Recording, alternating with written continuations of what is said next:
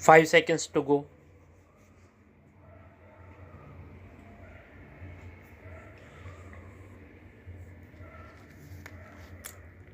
Start.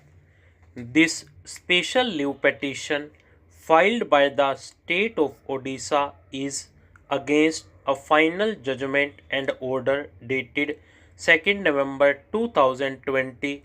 passed by the High Court of Odisha at Cuttack dismissing an application for leave to appeal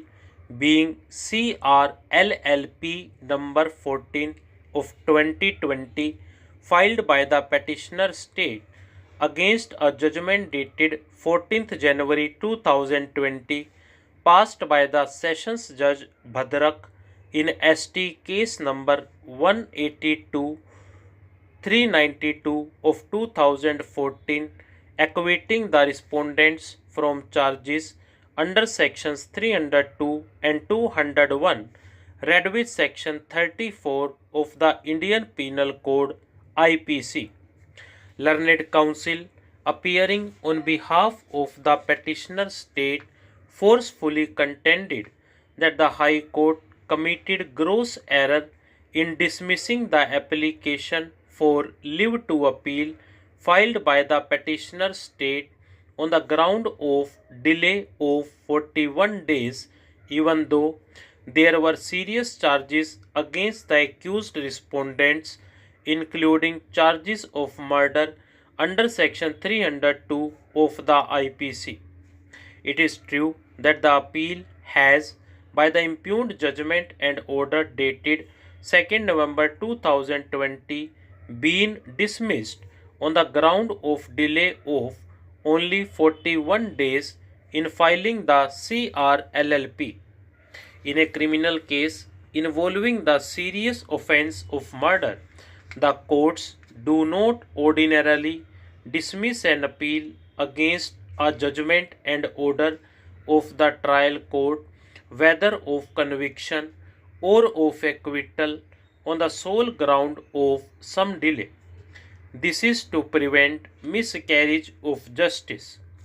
However, in this case, the application of the petitioner state for leave to appeal against the judgment and order of acquittal of the respondent accused has been rejected on the ground of delay,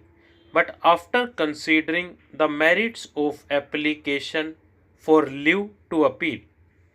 we have considered the contentions of the state of Odisha being the petitioner before us. As per an FIR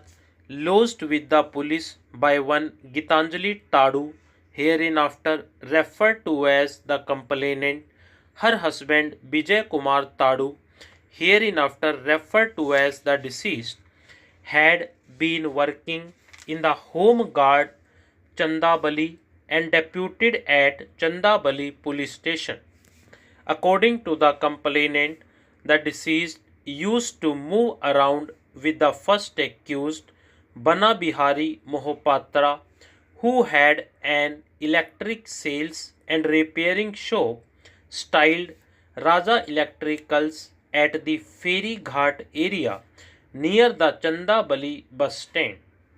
In the FIR, it is alleged that the first accused came to the residence of the deceased at around 7:30 am on 23rd June 2014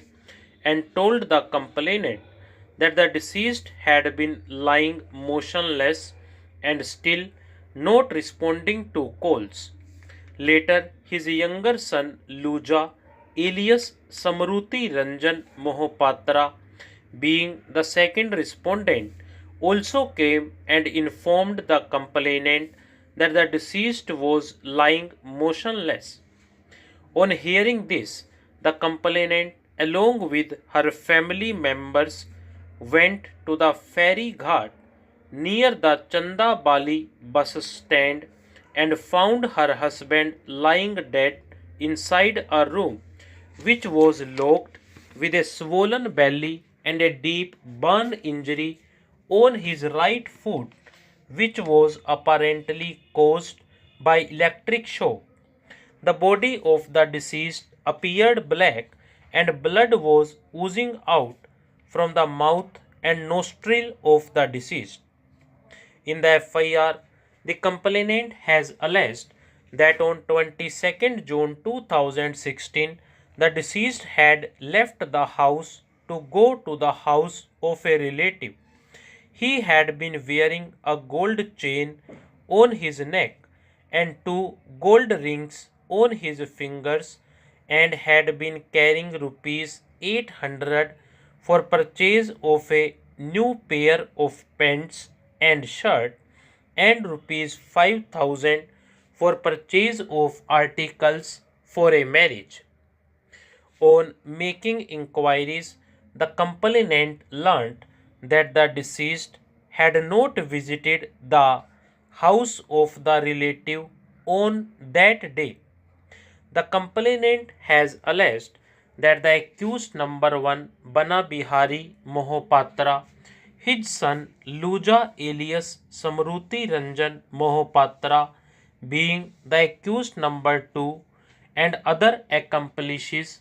committed murder of her husband by applying electric shock to him